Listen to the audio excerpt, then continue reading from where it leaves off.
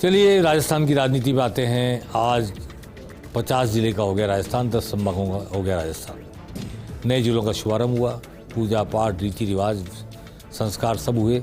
मुख्यमंत्री अशोक गहलोत ने इसका शुभारंभ किया और जो नए ज़िले बने हैं उन सब ज़िलों में आज वर्चुअली इस कार्यक्रम को देखा भी गया और स्थानीय स्तर पर पूजा पाठ के साथ ये शुरुआत भी हुई। आज मुख्यमंत्री अशोक गहलोत का भाषण बहुत ही विशेष भाषण था। उन्होंने कई मायनों में प्रधानमंत्री नरेंद्र मोदी जो बोल कर गए हैं आकर सीकर में, बीकानेर में खासतौर पर उनका जवाब देने की कोशिश भी की और ये भी कहा कि एक प्राइम मिनिस्टर लेवल का विश्व गुरु का आदमी राजस्थान में आके क्या सड़कें बनवाएगा, क्या CSC PSC खोलेगा, क्या तहसील और क्वार्टर बनाएगा, क्या विश्व गुरु है। मैं प्रथम सेवक हूँ राजस्थान का, तो मैं सेवा करूँगा राजस्थान की। अपनी सेवा के आधार पर वोट मांगूंगा। और CM ने ये भी कह दिया चलते चलते कि मैं CM का पद छोड़ना था पर CM की कुर्सी मुझे नहीं छोड़ रही। हाँ, गांधी परिवार की तरफ इशारा किया कि उस दिन जिस दिन वो इशारा करेंगे 1 मिनट लगाऊंगा। चलिए सबसे पहले सुनते हैं CM ने जो नए जिलों की मांग हो रही है बचे कुछ इलाकों में जहाँ विवाद है। आज शाहपुरा में हल्का फुल्का लाठीचार्ज हुआ, भिलवाड़ा के शाहपुरा में, जबकि शाहपुरा को जिला बनाया गया, पर कौन शामिल होगा कौन नहीं होगा इस पर विवाद था। कुछ और जगह भी आज विवाद हुआ। खाजूवाला में हुआ कि खाजूवाला में कौन शामिल होना चाहता है, खाजूवाला किस में शामिल होना चाहता है, नहीं होना चाहता है। ऐसे छोटे मोटे विवाद भी है। लेकिन जो जिले नहीं बन सके, सुजानगढ़ है, भीनमाल है, मालपुरा है, ऐसी कई जगह है, वहाँ के बारे में आज CM ने कहा कि हम उचित मांग पर विचार करेंगे और उनका उचित समाधान करेंगे। आइए सुनते हैं क्या कहा अशोक गहलोत ने अन्य मांगों पर जिलों की। मोदी जी कहते हैं मेरे मित्र अशोक गहलोत जितनी दरिया उड़ा रहे हैं, मोदी जी का मेरे मित्र अशोक गहलोत, जनता प्रमोटर में अशोक गहलोत मोदी जी के बड़े अच्छी दोस्ती।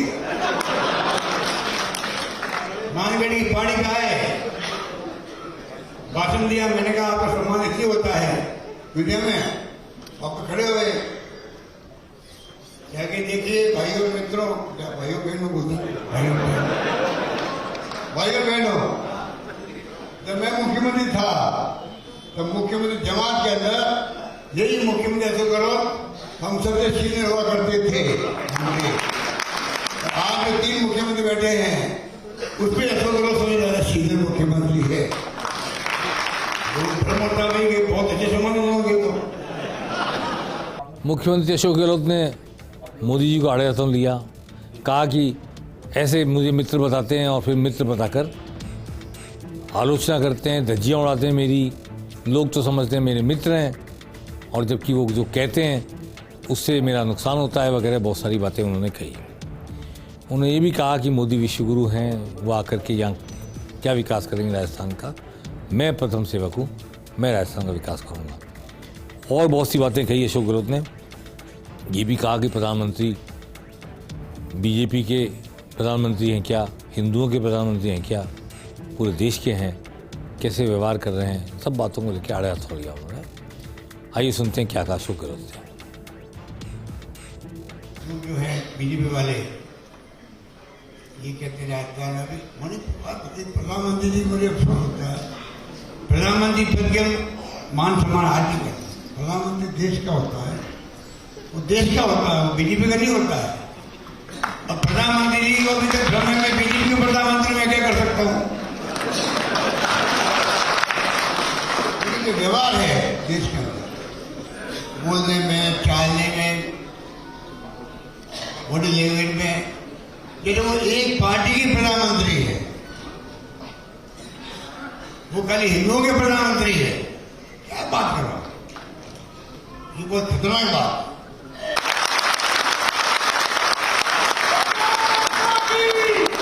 दुनिया जानती है आप उस मुल्क से आए हो जहां 70 साल के बाद में भी वोटों का राज कायम रहा है।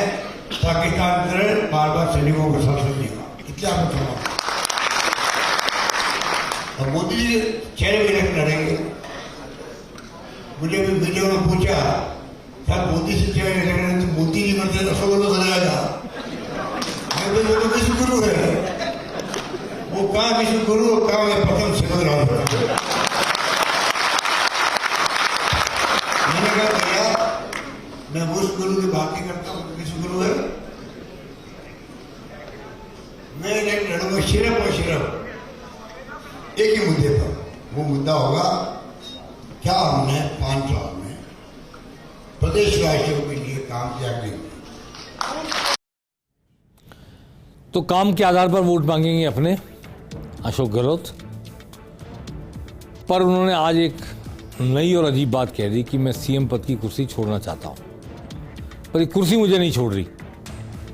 हालांकि उन्होंने मोदी जी पे कहा कि वो रोज़ कपड़े बदलते हैं, दिन में कई बार बदलते हैं, मैं फ़कीर आदमी हूँ, उनसे बड़ा फ़कीर हूँ, बहुत सारी बातें कही। लेकिन साथ में ये कह दिया कि कुर्सी मुझे नहीं छोड़ रही और आला कमान जिस दिन मेरे को इशारा कर देगा उस दिन मैं आला कमान के इशारे पर कदम उठा लूँगा।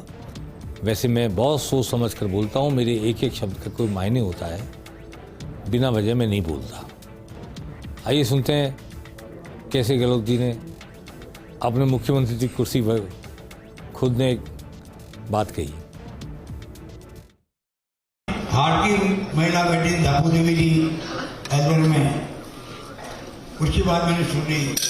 पहले महिला की बेटी देखा, उसके दोनों घुटने दोनों खुले, 4 चीज हो रहे हैं, 1 रुपया नहीं लगा उसका। धापू देवी जी ने कहा मेरा हार्ट बदल गया। हार्ट बदलना बहुत बड़ी बात है, क्या आप बार-बार मुख्यमंत्री बनो। धापू देवी जी आपकी भावना को मैं कदर करता हूँ, पर मैं कई बार सोचता हूँ इस मुख्यमंत्री पद को मैं छोड़ दूँ, पर इस मुख्यमंत्री पद मुझे छोड़ नहीं रहा है। तो मुख्यमंत्री पद छोड़ नहीं रहा है अशोक गहलोत जी ने कहा। अब चलिए चुनाव आएंगे, मतदान होगा, नतीजा आएगा, तब पता लगेगा क्या होता है, कौन मुख्यमंत्री बनता है। आइए आज फिर हम एक बार बिजवाड़ा के भट्टी कांड पर आते हैं। आज उस बच्ची के अवशेष जो जले हुए थे, अजले अवशेष, उनका अंतिम संस्कार किया गया पोस्टमार्टम के बाद। परिवार ने शव लिया, अंतिम संस्कार किया, लेकिन जैसे ही चिता जलने लगी पिता धधकती आग में कूद पड़ा, बेताब हो गया, विचलित हो गया, भावुक हो गया। उसे बचाया गया, अस्पताल में आईसीयू में भर्ती कराया गया बिलवाड़ा में। डॉक्टर ने देखा है, डॉक्टर का कहना है कि वो स्थिति स्थिर है हुई उनकी। मैंने शुक्रवार को भी कहा था कि जिस महिला के साथ बलात्कार हो या जिस परिवार में ऐसा हादसा हो, उन्हें साइकोलॉजिकली और सोशली डील किया जाना चाहिए। सिर्फ एफआईआर दर्ज करने से काम नहीं चलता, सिर्फ धरना प्रदर्शन से काम नहीं चलता। हम इसे राजनीति का उत्सव ना बनाएं, बल्कि उस परिवार के प्रति संवेदना दिखाएं, उसे सोशोलॉजिकली, उसे साइकोलॉजिकली संभालें। आर्थिक रूप से तो सरकार संभालेगी, सरकार से मांग भी करेंगे। अब मांग भी कभी हम 10 लाख से शुरू करते हैं, 1 करोड़ तक पहुंच जाते हैं।